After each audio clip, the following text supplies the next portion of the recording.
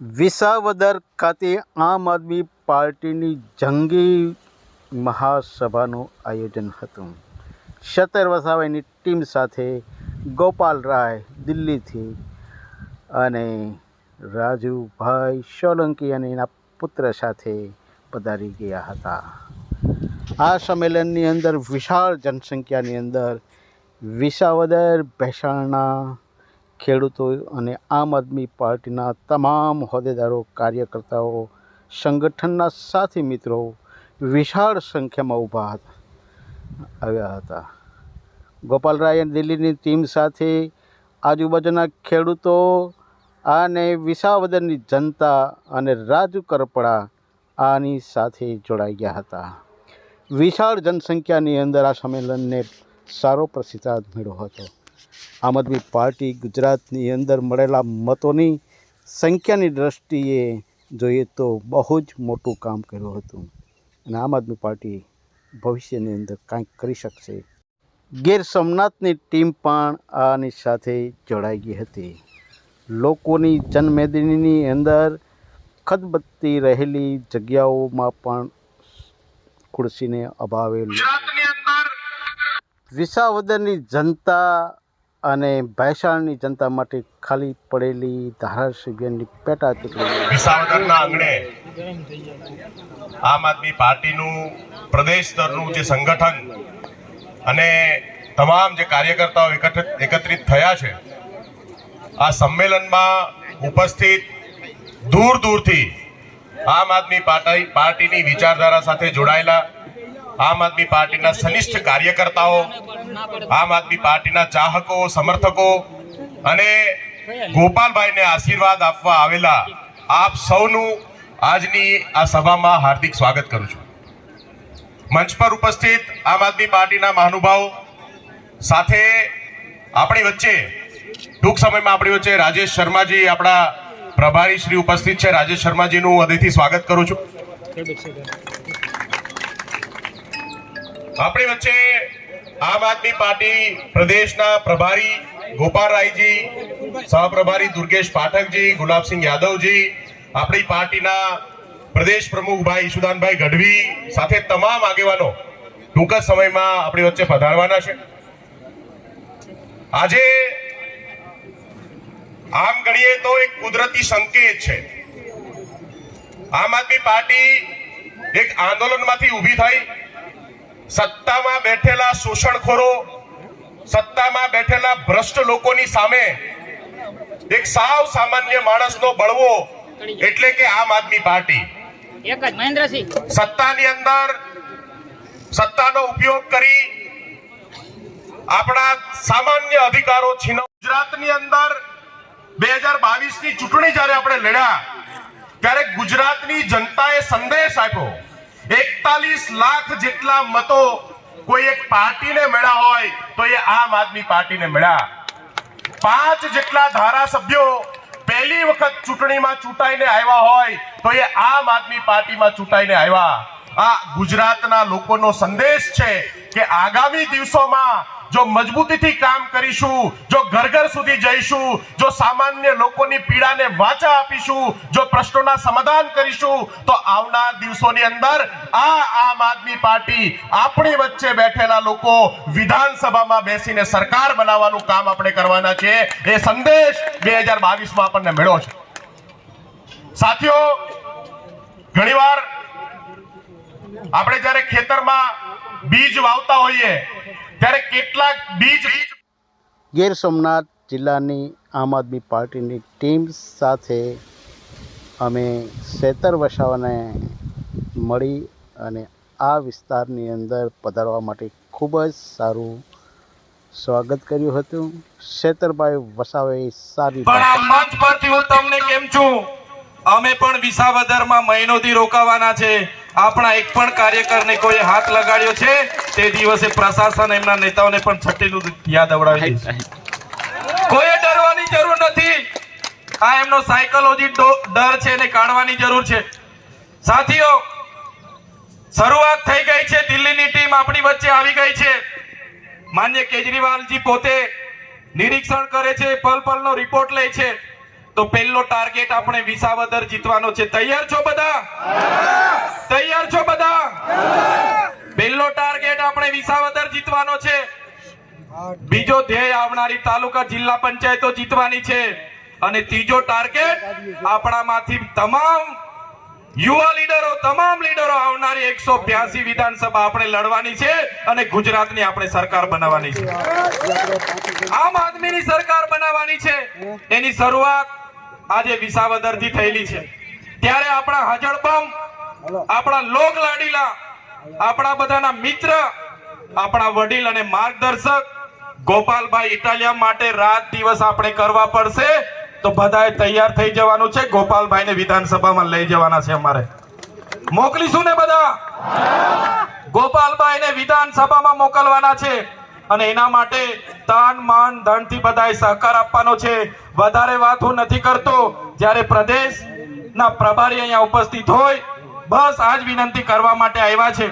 તમામ કાર્યકર્તાઓ, તમારાથી જે પણ મદદ થાય આ ચૂંટણીમાં ગોપાલભાઈને વિધાનસભામાં મોકલવા માટે તન મન ધન અને સમય બધાએ આપવાનો છે. ધન્યવાદ. તમામ ગુજરાતના કાર્યકર્તાઓ, મંચસ્થ તમામ આગેવાનો, સૌ પોતાના કિંમતી સમય આપીને અહીંયા ઉપસ્થિત થયા છો. સૌને મારા હૃદયથી નમન કરું છું. સૌનો આભાર માનું છું. ધન્યવાદ. કિશોરભાઈ સાવલિયા, અમારા મહેન્દ્રભાઈ ડોબરિયા, અમારા સંગઠનના બધાય સાથીઓ, કૈલાસભાઈ, નિર્મલભાઈ, નામ લઈશ તો બહુ લાંબુ લિસ્ટ છે. વિસાવદરના સાચા ઉમેદવારો, આ વિસાવદર, ભેસાણ અને જુનાગઢ ગ્રામ્યના આમ આદમી પાર્ટીના હોદ્દેદારો છે. એકવારી બધાય ઉમેદવારોને કરતાઓ છે. દિવસ રાત દોડે, દિવસ રાત દોડે. દરેક ગામમાં ફોન કરે, સરકારી તંત્ર આરે બાત ભરે, ગામડામાં જાય, સભા લે, સંકલન કરે. પાર્ટીના ઉપરથી ફોન આવતા હોય એ ફોન સંભાળે, નીચેથી ઉપર ફોલોઅપ આપે. એટલું બધું કામ કરે છે, એટલું બધું કામ કરે છે કે જાણે પોતે જ ઉમેદવાર છે અને જીત્યા પછી પોતે જ ધારાસભ્ય બનવાના છે. આવો પ્રેમ, આવા આશીર્વાદ, આવી લાગણી લગભગ મને એવું નથી લાગતું બીજે ક્યાંય મળે અને બીજા કોઈ વ્યક્તિ નહીં મળે. એ ભાગ્ય મને મળ્યું છે, એ સૌભાગ્ય મને મળ્યું છે. મને એક બીજું સૌભાગ્ય મળ્યું છે કે ધારાસભ્ય તો હું જીવનમાં આજે નહીં તો કાલે નહીં તો પરમ દિવસે ક્યારેય બની જાતો. રાજકારણમાં આવ્યો છું તો 2 વર્ષ વહેલા કે મોડા ધારાસભ્ય તો બનતો, પણ જે ધરતી ઉપરથી કેશુભાઈ પટેલ જેવા કદાવર ખેડૂત નેતા ધારાસભ્ય બન્યા હોય, જે ધરતી ઉપરથી કુરજી બાબા ભેસાણિયા જેવા નેતાઓ આગળ આવ્યા હોય, એ ધરતીનો ધારાસભ્ય બનવા માટેનું મને જે અહીંયા પ્રતિનિધિત્વ કરવાની તક મળી છે, એ મારા જીવનનું સૌથી મોટું સૌભાગ્ય છે. મારા જીવનનો ગર્વ લેવા જેવું પાછું. જે વિધાનસભામાં ગાંડાઓ અને ગુંડાઓ ધારાસભ્ય બની ગયા હોય ત્યાંથી કદાચ હું બની જાતો, પણ જ્યાંથી ખેડૂતના મસીહા ધારાસભ્ય બન્યા હોય, મુખ્યમંત્રી તમે બનાવ્યા હોય, એવા મોટા કેળા ઉપર હાલવાનો મને જે તક મળવા જઈ રહી છે એ બદલ હું સૌનો ખૂબ ખૂબ આભાર વ્યક્ત કરું છું. દોસ્તો, આ વિસાવદર ભેસાણ વિધાનસભા એ સંત શુરા અને સાવજની ધરતી છે. અહીંયા પરબના પીર બેઠા છે, સતાધારનું સત છે. મોણિયામાં માં નાગબાઈ બેઠી છે, માં રૂપલમાં છે, રામપરામાં સંતોના ચારોય તરફથી ખેડૂતોને આ પંથકને આશીર્વાદ મળેલા છે. દોસ્તો, આ મલકને, આ વિસ્તારને ભગવાને શું નથી આપ્યું? અહીંયા ડુંગર છે, ઊંચા ઊંચા ડુંગર ઉપર દેવી છે, નીચે નદીઓ છે, ઝરણા છે, એની નીચે ખનીજ છે, જંગલની અંદર ઔષધિઓ છે, સિંહ છે, પક્ષીઓ છે, નાળા છે. બધુંય ભગવાને આ મલકને આપ્યું છે, પણ એક ખારો નેતા નથી આપ્યો ને, એ કઠણાઈ છે.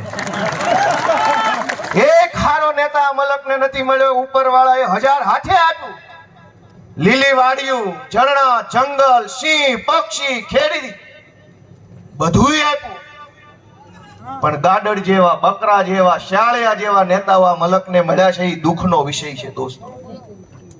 અને તમે વિચાર કરો કે હું ગામડે ગામડે ઉમેદવાર થયા પછી જઈ રહ્યો છું લોકોની સમસ્યા સાંભળવા માટે, ગામ જોવા માટે, ગામના લોકોને મળવા માટે, મારી ઓળખાણ આપવા માટે, એમના મુદ્દાઓ, એમની સમસ્યા જાણવા માટે હું ગામડે ગામડે જઈ રહ્યો છું.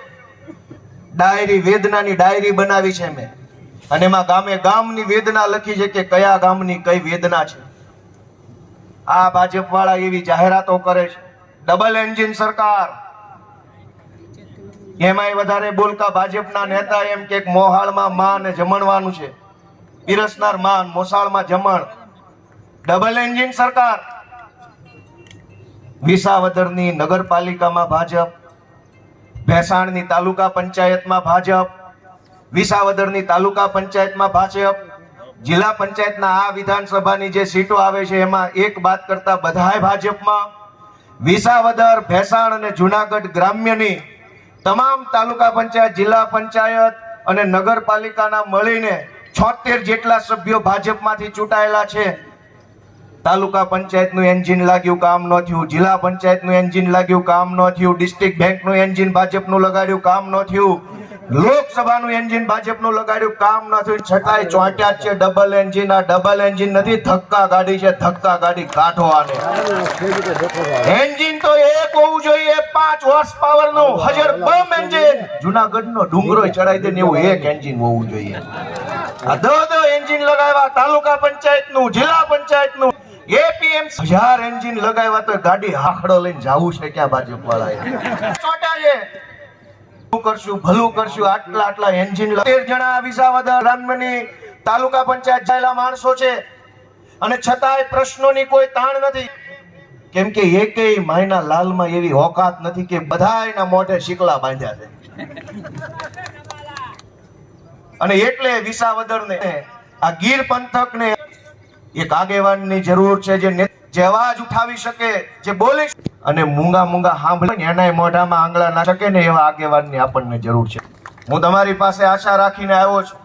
તમે મને 1.5-2 વર્ષ બાકી છે, લાંબો સમય બાકી નથી. આ ટૂંકા ગાળે તક આપશો.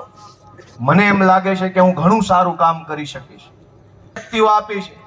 મેં પોલીસમાં નોકરી કરી 4 વર્ષ, રાઇટર રહ્યો, પ્રાંત અધિકારીના ક્લાર્ક તરીકે નોકરી કરી. હું વકીલ છું, રહેલો છું. ભાજપ વાળાએ મારી બલમાં પૂર્યો. મને જાહેર જીવનનો અનુભવ છે, પોલીસ સ્ટેશનનો અનુભવ છે, બીજે મને કે મારી પાસે ઘણો અનુભવ. પણ તમે મને જો એક તક આપશો તો એવથી હું આ ગામનું, આ મલકનું નામ ઉજળું કરી બતાવીશ. દોસ્તો, મુદ્દાસર વાત કરી કે આખા ગુણ માપણીના નામે તાલમેલ